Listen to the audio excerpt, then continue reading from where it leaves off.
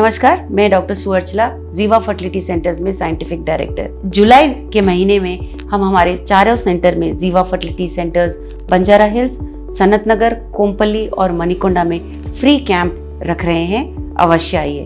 Thank you.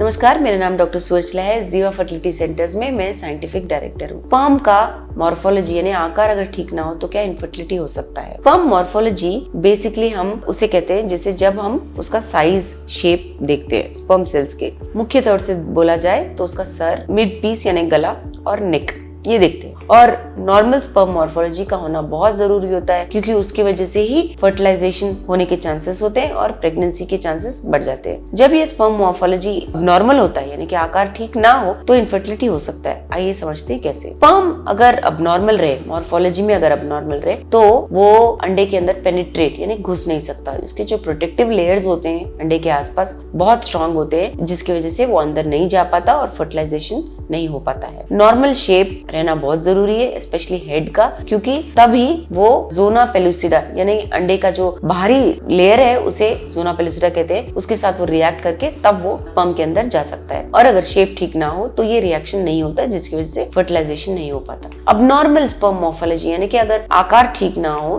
तो उसके motility पे भी असर पड़ सकता है। अगर स्पर्म के अबनॉर्मल शेप हो, जैसे कि टेल में कुछ प्रॉब्लम हो, मिड पीस यानी बीच के भाग में अगर कुछ प्रॉब्लम हो तो इसकी वजह से उसकी स्विमिंग करने की कैपेबिलिटी कम हो जाती है, तैरने की कैपेबिलिटी। और अगर ये ना हो तो वो अंडे तक पहुंच नहीं पाता, जिसकी वजह से फर्टिलाइजेशन ना होने के कारण प्रेगनेंसी नहीं आने के चांसेस होते हैं। अगर स्पर्म के मॉर्फोलॉजी में आकार में कोई अबनॉर्मलिटी रहे तो ये ध्यान रखना चाहिए कि उसके डीएनए यानी जीन्स में भी प्रॉब्लम्स हो सकते हैं। ये डीएनए जो स्पर्म के सर में पैकेज्ड होते हैं, ये जेनेटिक मटेरियल लेके आता है पिता से बच्चे तक। तो ये बहुत जरूरी होता है फर्टिलाइजेशन के लिए और एम्ब्रियो के डेवलपमेंट के लिए भी बहुत जरूरी होता है। स्पर्म का डीएनए अगर डैमेज हो या फ्रैगमेंटेड है, टूटा टूटा हो, ये अबनॉर्मलिटी की वजह से आकार में ही अगर प्रॉब्लम है तो डीएनए भी डैमेज होगा, जिसकी वजह से एम्ब्रियो डेवलपमेंट ठीक ना होने के चांसेस होते हैं। और अगर एम्ब्रियो चिपक भी गया तो रिस्क ऑफ मिसकैरेज यानी प्रेगनेंसी का ना रुकने के चांसेस भी होते हैं। और ये अक्सर देखा गया है कि आईवीएफ में ही इंट्रासाइटोप्लाज्मिक अगर स्पर्म इंजेक्शन कर रहे हैं जहाँ पे एक एक स्पर्म को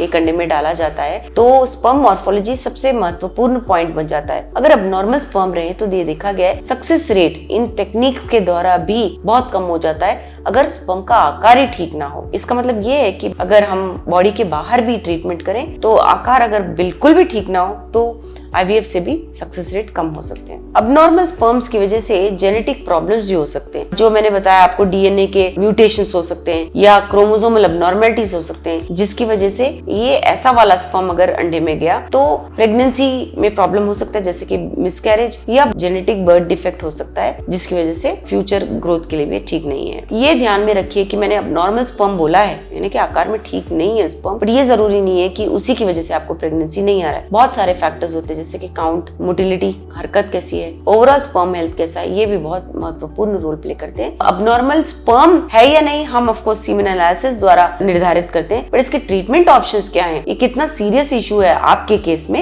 ये आपके फर्टिलिटी स्पेशलिस्ट या गायनेकोलॉजिस्ट बताएंगे। इसके बारे में और जानकारी के लिए अवश्य जीवा फर्टिलिटी सेंटर आइए। धन्यवाद। हमने इस वीडियो को बनाने में बहुत मेहनत की है, जरूर हमें सब्सक्राइब और लाइक कीजिए। Thank you.